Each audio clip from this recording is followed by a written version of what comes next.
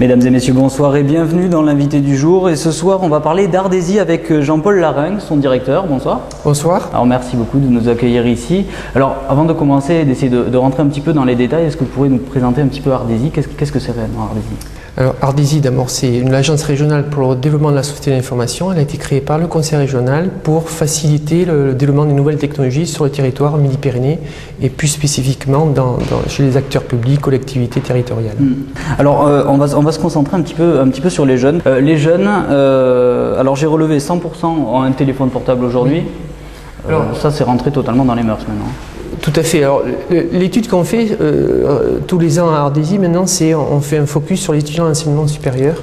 Et donc, c'est vrai que là, c'est un peu l'aile avancée des usages du numérique dans la population. C'est un peu le laboratoire de l'Internet qui préfigure ce que feront les autres catégories de population dans 2, 3, 5 ans. Donc, c'est intéressant de les observer de façon très, très régulière. Donc, effectivement, ce sont une population hyper connectée.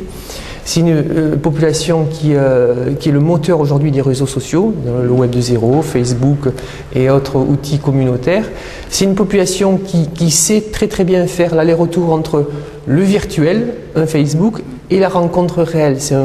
Qui utilise ces outils-là pour des moyens de socialisation et d'intégration dans une communauté qui est à proximité. On est sur Facebook avec ses amis qu'on voit dans une heure. Ce sont des vrais initiateur de ce que sera demain la pratique sur Internet généralisée à la population. Donc c'est très très intéressant à étudier. Alors moi je vous parlais des téléphones portables. Au niveau des ordinateurs portables ou des ordinateurs, les jeunes sont aussi suréquipés? Les jeunes sont effectivement suréquipés parce que de plus en plus dans l'enseignement supérieur, université, école d'ingénieurs, etc., on leur demande, même certaines les obligent à s'équiper.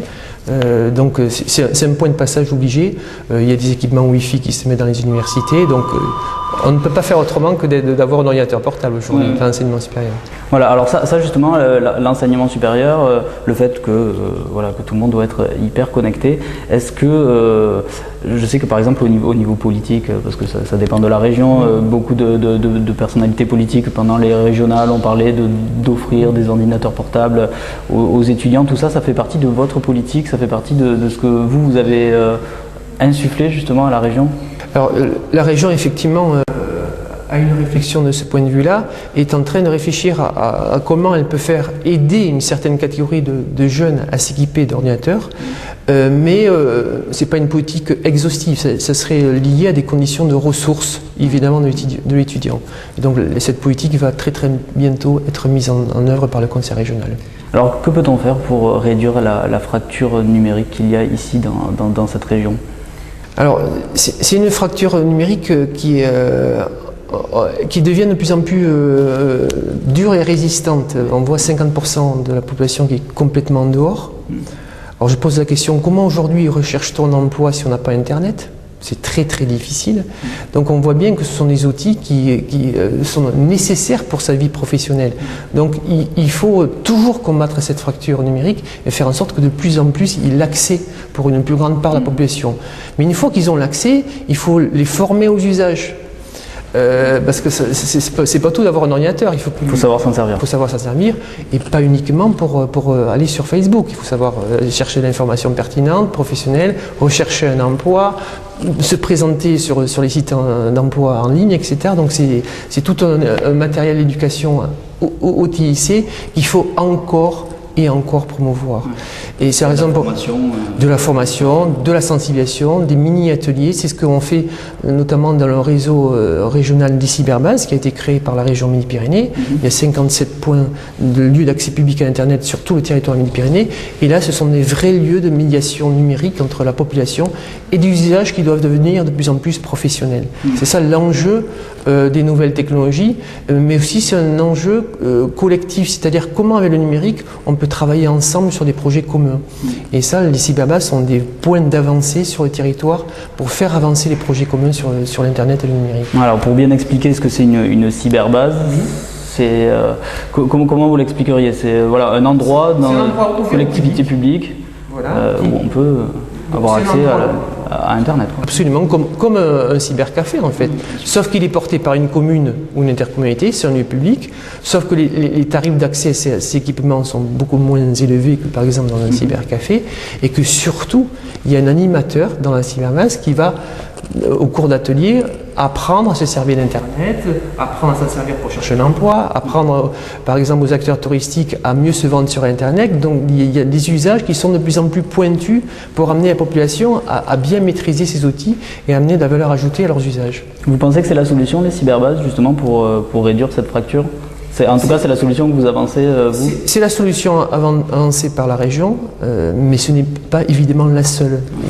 Tout le monde, dans son environnement professionnel, évidemment l'éducation nationale, avec l'équipement des lycées et des collèges, les environnements numériques de travail, qui est une plateforme qui a été créée par la région Midi-Pyrénées en partenariat avec les départements, pour faire en sorte que toute la communauté éducative, les professeurs, les administratifs dans les collèges et lycées, les parents d'élèves, les lycéens aient accès à une même plateforme numérique dans laquelle ils vont voir leur carnet de notes, ce que j'ai à faire comme travail, les absences.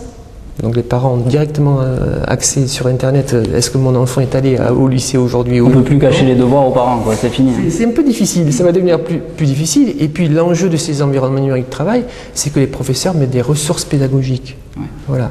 Et qu'il y ait un lien direct entre le professeur et le parent, le professeur et l'élève, en dehors du temps scolaire, ce qui est une vraie révolution. Et donc là, ce sont des enjeux d'appropriation numérique qui ne passent pas par des cyberbases, mais qui passent par un outil qui va toucher en Midi-Pyrénées, dans les 4 ans à venir, 500 000 personnes.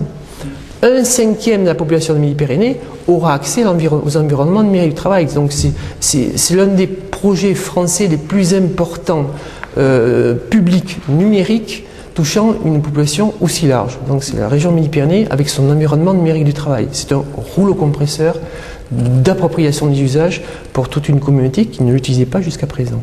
Bon, juste pour terminer, l'année prochaine, quand on se reverra ici, vous voudriez m'annoncer c'est quoi comme chiffre?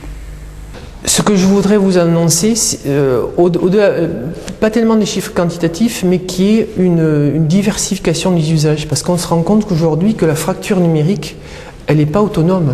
Elle est directement calquée sur les fractures sociales.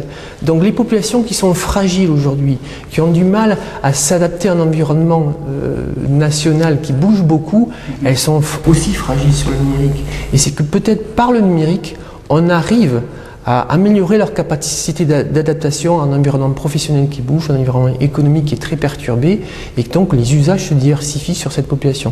C'est ces chiffres-là que j'aimerais bien voir l'année prochaine. Très bien, eh bien, on se donne rendez-vous l'année prochaine. Alors merci beaucoup. Entendu, à l'année prochaine. Nous on se retrouve dès demain pour un nouvel invité du jour. Bonne soirée sur Tous les Infos.